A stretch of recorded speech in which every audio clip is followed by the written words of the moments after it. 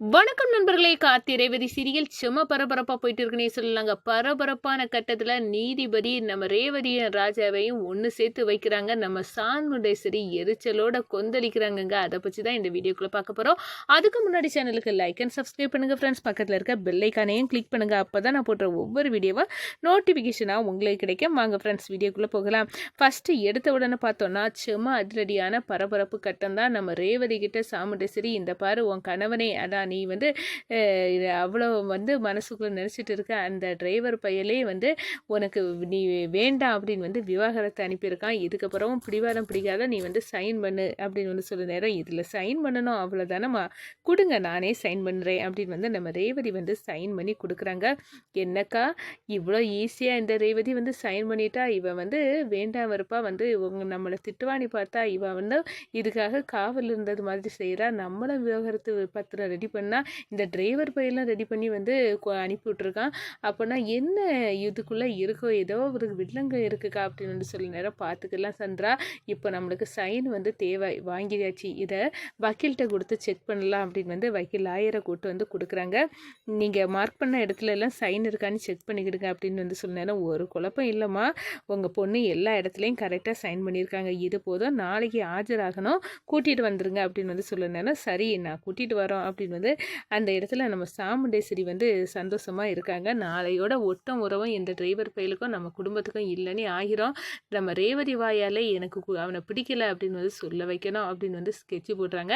ஆனால் அங்கே உல்ட்டாவாக நடந்துட்டு நம்ம சாமுண்டேஸ்வரி எதிர்பார்த்ததை விட, அதோட பார்த்தோன்னா நீதிபதி வந்து 2 பேர்த்தையும் சேர்த்து தான் இந்த நீதிமன்றம் வைக்கும், இவங்க 2 பேர்த்துக்கும் பெரிய விருப்பம் இல்லை அப்படின்னு வந்து ஒரு குண்டை தூக்கி போட்டு நம்ம ரேவதியும் ராஜாவையும் வந்து சேர்த்து வச்சுறாங்க. இந்த சைடு சாமுண்டேஸ்வரி அப்படியே வந்து கொந்தளிக்கிறாங்க.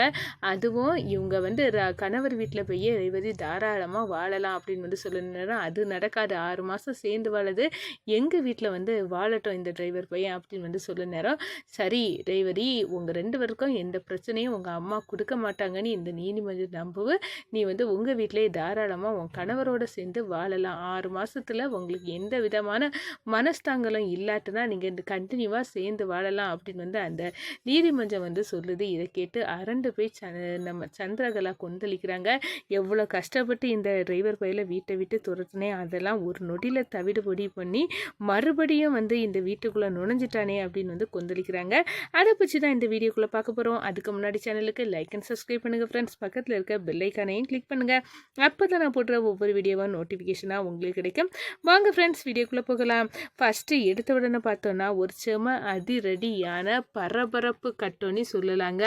விவாகரத்து பத்திரம் நம்ம ராஜா வந்து அனுப்பி விடுறாங்க. நம்ம சாமுண்டேஸ்வரிக்கு சாக்காது, நம்ம ரேவதி கிட்ட விவாகரத்து பத்திரத்தை ரெடி பண்ணணும்னு சொன்னால் இந்த டிரைவர் பையலே வந்து விவாகரத்து பத்திரத்தை அனுப்பி விட்ருக்கான். எல்லாம் ஒரு புதிராக தான் இருக்குது. ஆனாலும் பரவாயில்ல, நம்ம நினச்ச காரியம் சீக்கிரமாக வந்து அந்த டிரைவர் பையலால் முடித்தாலும் நம்மளுக்கு தப்பு இல்லை அப்படின்னு வந்து அந்த இடத்துல, இந்த பாரு ரேவதி, நீ கணவராக நினச்சிட்டு இருந்துக்க அந்த டிரைவர் பையலே வந்து விவாகரத்து பத்திரத்தை அனுப்பி விட்ருக்கான். இதுதான் வந்து நீ வந்து அவனை பிரியதுக்கு சரியான சந்தர்ப்பம், இதிலெல்லாம் சைன் பண்ணு அப்படின்னு வந்து கொடுக்க நேரம், நம்ம ரேவதியும் ஒன்றும் பேசாமல் அதெல்லாம் வாங்கி சைன் பண்ணுறாங்க. என்னக்கா நம்ம ஒன்று நினச்சா அந்த டிரைவர் பையன் அதுக்கு முன்னாடியே முந்தி கட்டி வந்துட்டான், இப்போ விவாகரத்து பண்ணதுக்கும் நம்ம ரேவதி கிட்ட சைனை வந்து வாங்கியாச்சு, இதெல்லாம் கஷ்டமாக இருக்கும்னு நினச்சா நம்ம வேலையெல்லாம் ஈஸியாக முடியுதுக்கா அப்படின்னு வந்து சொல்கிறாங்க. ஆமாம் சந்திரா, எனக்கும் ஆச்சரியமாக தான் இருக்குது, சரி இதை வந்து இந்த வக்கீல்கிட்ட கொடுத்து கரெக்டாக இருக்கான்னு செக் பண்ணுவோம் அப்படின்னு வந்து கொடுக்க நேரம், எல்லாம் பெர்ஃபெக்டாக இருக்குது, 2 பேர்த்தையும் பிரிச்சிடலாம் அப்படின்னு வந்து அந்த இடத்துல லாயரை வந்து சொல்கிறாங்க. இதை கேட்டதும் நம்ம சாமுண்டேஸ்வரி, நல்ல வேலை, 2 பேர்த்தையும் பிரிக்க இது ஒரு நல்ல வழி அப்படின்னு வந்து அந்த இடத்துல சந்தோஷப்படுறாங்க. நம்ம ரேவதியும் சைன் பண்ணி கொடுத்துறாங்க. எல்லாம் வெரிஃபிகேஷன் பண்ணி கரெக்டாக பண்ணியிருக்காங்க. உங்கள் பொண்ணு நாளைக்கே வந்து கோர்ட்டுகளை ஆஜர்படுத்தி நம்ம பிரிச்சிடலாம் அப்படின்னு வந்து வக்கீல் முடிவு பண்ணுறாங்க. இந்த சைடு நம்ம ரேவதிக்கு ராஜா கால் பண்ணி, என்ன ரேவதி, நான் தான் வக்கீல் நோட்டீஸ் அனுப்பிவிட்டேன்னு நீ அதை பற்றி எதுவுமே பேச மாட்டேங்கிறே அப்படின்னு வந்து கேட்க நேரம், எனக்கு என்னை விட உங்கள் மேலே முழு நம்பிக்கை இருக்குது, நம்ம 2 பேரும் ஈஸியாக அப்படியே நீங்கள் விட்டுற மாட்டீங்க, என்னை அப்படியே விட மாட்டீங்கன்னு எனக்கு தெரியும், நம்ம 2 பேரும் நிச்சயமாக சேர்ந்து வாழ போகிறோன்னு எனக்கு நம்பிக்கை இருக்குது, அசைக்க முடியாமல் அப்படின்னு வந்து சொல்ல நேரம், சரி இல்லாட்டி அதே மாதிரி தான் இன்னையோடு நம்ம பிரிஞ்சிருக்க லாஸ்ட் நாள் நாளைக்கு நம்மளே வந்து நீதிபதி வந்து சேர்த்து வச்சிருவாங்க. என்ன ராஜா சொல்கிறீங்க? ஆமாம், நம்ம 2 பேரும் செய்கிறதுக்கு அதுதான் வழி. நான் வந்து நாங்கள் நாளைக்கு நம்ம பிரிய போகிறது இல்லை, ஒன்று சேர போகிறோம். அதுவும் உன் வீட்டில் நம்ம 2 பேரும் சேர்ந்து வாழ போகிறோம் அப்படின்னு வந்து சொல்ல நேரம் நம்ம ரேவதி வந்து சந்தோஷமாக அடுத்த நாள் காலையில் எப்போ விடியும் நம்ம ராஜா கூட சேர்ந்து வாழலாம் அப்படின்னு வந்து அந்த இடத்துல கங்கணம் கட்டிட்டு இருக்காங்க. இந்த சைடை பார்த்தோன்னா நம்ம சாமுண்டேஸ்வரி பயங்கர திட்டத்தோட வந்து இன்னைக்கோடு இந்த டிரைவர் பையில என் பொண்ணு பிரியா அப்படின்னு வந்து கோர்ட்டுக்கு கூட்டிகிட்டு போகிறாங்க. நம்ம ரேவதியை நம்ம கார்த்தியை பார்த்ததோட நக்கலாக சிரிக்கிறாங்க. சந்திரகலா டிரைவர் பையில இன்னையோட நீ வந்து ரேவதிக்கா வாழ்க்கையிலேருந்து ஒளிய போகிறல அப்படின்னு வந்து அந்த இடத்துல நினைக்கிறாங்க. நீதிபதி வந்து நம்ம ரேவதியை வந்து கூப்பிட்றாங்க. கூப்பிட்டதோட நம்ம ரேவதி வந்து அப்படியே உல்ட்டாவாக அடிக்கிறாங்க. அம்மா, உங்களுக்கு வந்து உன் கணவரை பிரியதில் ரேவதி உனக்கு சம்மதம் தானே அப்படின்னு வந்து கேட்கணும்.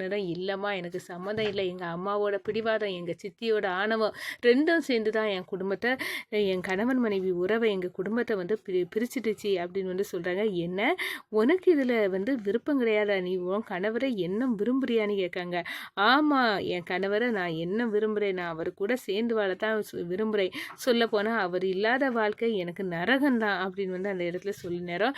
என்னம்மா இது புரியாத புதிராக இருக்குது, கையெழுத்தையும் போட்டு விட்டு இப்படி பேசுகிறியே, இதெல்லாம் எங்கள் அம்மா என்ன மிரட்டி வாங்கின கையெழுத்துங்க, உண்மையில் எனக்கு அவரை பிரிய மனம் இல்லை அப்படின்னு வந்து ரேவதி வந்து சொல்கிறாங்க. இதை கேட்டு அதிர்ந்து போகிறாங்க நம்ம நீதிபதி. அதோட பார்த்தோன்னா நம்ம ராஜாவை கூப்பிட்டு கேட்குறாங்க. ஆமாம், எங்கள் அத்தையோட பிடிவாதத்தெல்லாம் நாங்கள் பிரிஞ்சு இருக்கோம் அப்படின்னு வந்து சொல்ல நேரம், நாங்கள் வந்து 2 பேரும் ஒன்று சேர்ந்து வாழ விரும்புகிறோம் அப்படின்னு வந்து சொல்லுறாங்க. இதை கேட்டு அதிர்ச்சி அடைந்த நீதிபதி, சரி நீ உங்கள் கணவன் மனைவியாட்டு நீங்கள் வந்து உன் கணவர் வீட்டில் போய் வாழலாம் அப்படின்னு வந்து சொல்லினாரு. அது மட்டும் நடக்காது, அவங்க எங்கள் வீட்டிலேயே வந்து சேர்ந்து 2 பேரும் வாழட்டும்.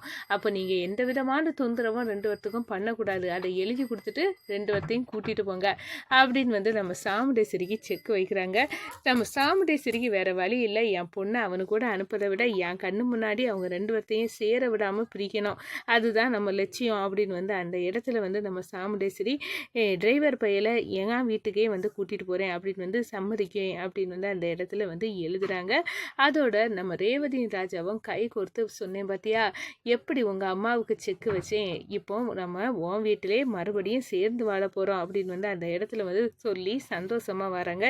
இதை பார்த்து அதிர்ச்சியில் நிற்கிறாங்கங்க நம்ம சாமுண்டேஸ்வரி. நம்ம ஒரு திட்டம் போட்டால் இவன் மறுபடியும் நம்ம வீட்டுக்குள்ளே வந்து நுழைஞ்சிட்டானே, இவனை சாதாரணமாக எடை போடக்கூடாது அப்படின்னு வந்து அந்த இடத்துல கொந்தளிக்கிறாங்கன்னு சொல்லலாம்.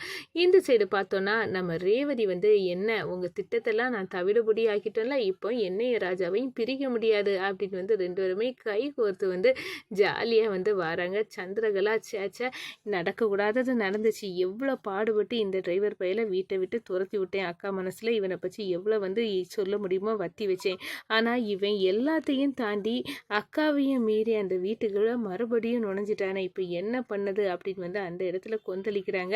அதோட பார்த்தோன்னா ரேவதி, நான் உனக்கு என் புருஷனை பிரிஞ்சு இருக்கேன் அப்படின்னு வந்து நீ குத்தி காட்டிகிட்டே இருப்பல, அதே மாதிரி உன்னை ஊரெல்லாம் வந்து புருஷனை பிரிஞ்சிருக்கான்னு வந்து சொல்லணும், அதை உருவாக்க வேண்டியது என்னோட பொறுப்படி அப்படின்னு வந்து அந்த இடத்துல கொந்தளிக்கிறாங்கங்க நம்ம சந்திரகலா.